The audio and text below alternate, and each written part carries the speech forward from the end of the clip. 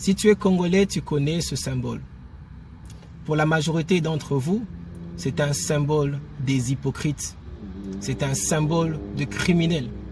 Et à ce titre, vous avez raison de mettre la main devant la bouche et vous taire. Et pour d'autres, c'est de mettre la main sur la tête pour confirmer quand tu es à l'Est, mais de parler. Parce que l'Église devrait être la conscience d'une nation. C'était le plan de Dieu. Aujourd'hui, l'Église est une extension d'un parti politique. L'Église est l'extension des politiciens. Les politiciens font des lois et l'Église adopte ces lois. Les politiciens font des homosexuels et l'Église cherche de l'espace pour avoir des homosexuels en son sein. Alors, si la nation doit être formée par l'Église et que l'Église a créé un problème, l'Église doit fixer son problème. Lorsque Adam a péché, c'était un homme. Dieu a fixé ce problème avec un homme. Alors l'Église ne devrait pas décliner ses responsabilités à d'autres personnes de restaurer ce qu'ils ont créé, les monstres qu'ils ont établis au pouvoir.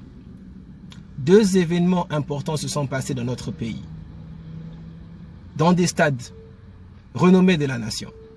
Le premier événement était l'investiture d'un président de la République du Congo.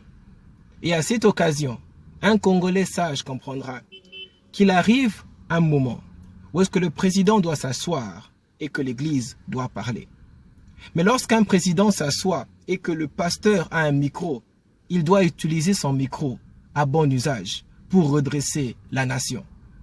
Si très peu l'ont fait, beaucoup sont dans la distraction. C'est comme ça que notre nation se tourne comme Ninive. Où est-ce que lorsque les prophètes comme Jonas essayent de s'enfuir, donner des messages où est-ce qu'il ne fallait pas, dans des bateaux où est-ce qu'il ne fallait pas, la pluie va tomber dans des stades et va interrompre l'ordre des idées. Parce qu'il y a un moment dans l'histoire d'une nation où est-ce que Dieu ne prêche pas la prospérité. Dieu est en train d'annoncer un jugement. Et notre pays est aux verges du jugement. Parce que l'Église est complice avec le sang de l'Est du pays. Dans un pays comme la République démocratique du Congo, lorsqu'il y a mort d'hommes à l'Est du pays, ces cadavres ne peuvent pas être emmenés dans des églises. Ils doivent être empilés. Et leur service doit se passer devant la présidence. Les pasteurs doivent venir prier devant la présidence. Parce que la politique a tué ces hommes. Mais je vous dirai encore que l'Église les a tués par son silence. Je suis déçu de voir des hommes de Dieu congolais qui rannent des églises, qui sont leaders de ministère, qui ne prennent même pas une minute de silence pour ce qui se passe à l'est du pays.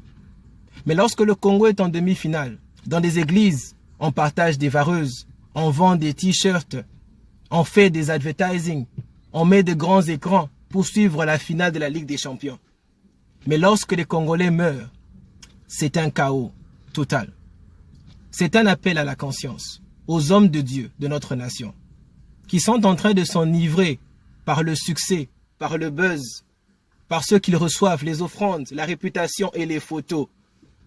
Le jugement de cette nation pèse sur vous. Et la responsabilité de redresser de cette nation ne viendra que de vous. Je prie que la nation congolaise commence à prier pour avoir de vrais leaders religieux, qui vont reprendre conscience et redevenir la place qu'ils devraient être. Parce que comme à Ninive, il y avait un message de destruction, que Dieu a utilisé parfois la pluie pour empêcher que des vanités puissent être dites, pour empêcher que des enseignements distractifs puissent être faits. Oh oui, la pluie c'est la bénédiction, mais la pluie aussi c'est un jugement. Une nation qui connaît son histoire doit savoir discerner qu'est-ce que le ciel dit lorsqu'il est en train d'interférer dans les affaires de l'homme. Parce que lorsqu'on ne peut pas prêcher pendant une conférence, alors qu'on vient à l'église pour prêcher, et que le ciel s'interpose et demande le silence, c'est-à-dire que c'est le moment où est-ce que Dieu veut parler. La nation congolaise a reçu beaucoup d'avertissements, mais l'Église a investi des hommes sous la base que toute autorité vient de Dieu. Ça continue dans ce passage pour dire que l'autorité que Dieu établit, c'est pour qu'il y ait justice dans un pays, pour qu'il y ait de l'ordre, pour que les choses de Dieu puissent être sur le papier. En d'autres termes, si tu penses que l'autorité qui était établie venait de Dieu, tu le sauras par le fruit des résultats de 5 ans et de 5 ans après. Déçu de voir des pasteurs congolais aujourd'hui, après des élections, commencer à nous dire qu'on a commis une erreur. Il est un peu tard. L'Église catholique, les églises du Congo ne peuvent pas prêcher sur la prospérité, ne peuvent pas prêcher sur le mariage tous les dimanches. Ils doivent parler de l'Est du pays. Ils doivent nous informer de ce qui se passe. Ils doivent s'engager dans les résolutions de ces conflits.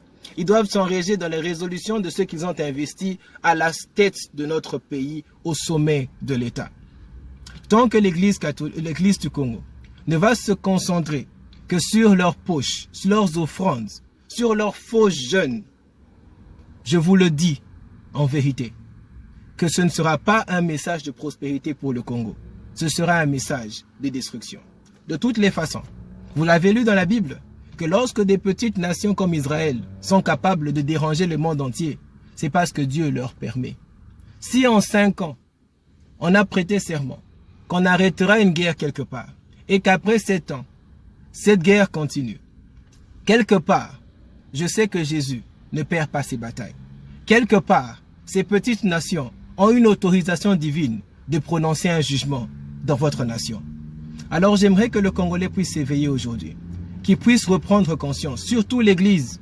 Ce message s'adresse beaucoup plus aux pasteurs congolais, à l'Église congolaise, parce que c'est la source de ce problème et c'est aussi la source de ces solutions. Tant que l'Église va s'exclure de ce qui se passe à l'est du Congo, le pays restera dans cet état et va s'empirer.